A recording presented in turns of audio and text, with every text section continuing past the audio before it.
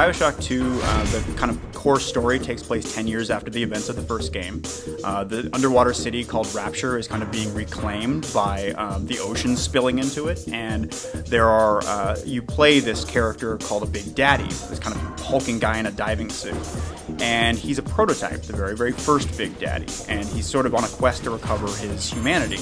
As the first Big Daddy, you're a kind of lighter, faster prototype, and a relatively desperate character against some of the nasty things that have evolved. We wanted the experience to be very, very additive. So if you've played BioShock 1, the speed and controls are very similar. The difference is that over the course of the game, if you want to be the sort of bruiser, then you invest in the close-up weapons. If you want to be a sort of lighter, quieter sniper, then you invest in that player path.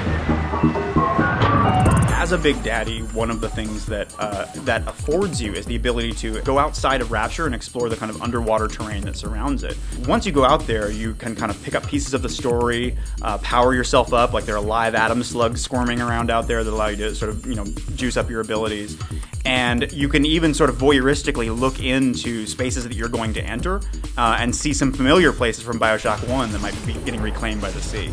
End of BioShock 1, the protagonist departs, and that is well known. And there's sort of a fierce religious debate between the splicers who have kind of gone tribal and a little bit nuts in his absence. And they believe that he either had one of the endings or the other, and they debate it kind of constantly. And meanwhile, those that have managed to stay alive all this time have kind of had to prey on their best friends. They use this genetic substance called Adam, and they're addicted to it. And so the ones that are still around are becoming very post-human. They're becoming more monstrous. The Big Sister is a very much unique entity. She is a former little sister who, for some reason, which is part of the game's story, wasn't able to let Rapture go in her memory. So she returns and kind of puts herself through the process of becoming a Big Daddy. So she sits very, very high on the kind of food chain of Rapture. In BioShock 1, as this character, Jack, you were very much a stranger to the little sisters. You kind of would approach them and they didn't know what to think of you.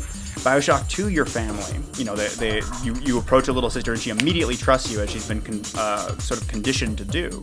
That allows you to kind of lift her up and put her on your shoulders. We actually hate escort quests, and I'm willing to go on the record and mention that. The fight is centered largely on you because, like BioShock 1, you have to take the Big Daddy out to get the little sister.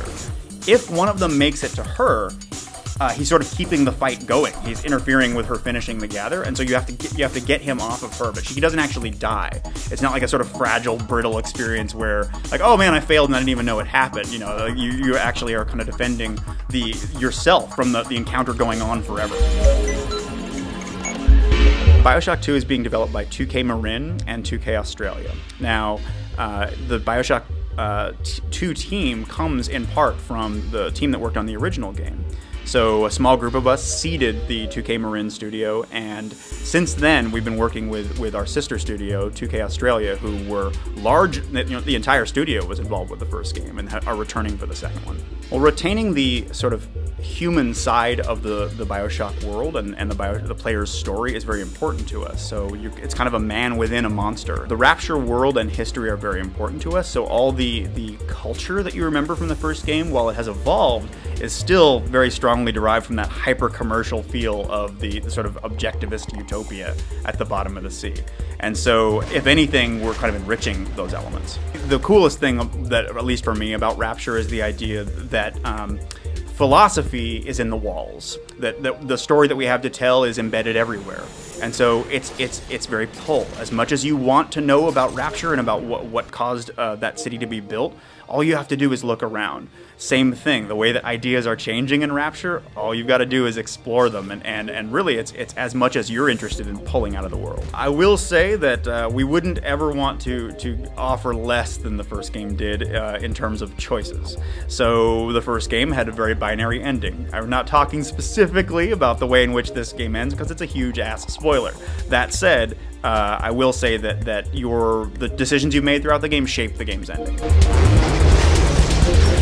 BioShock 2 is a narrative-driven first-person shooter, and it is coming out for PlayStation 3, Xbox 360, and PC in fall of '09.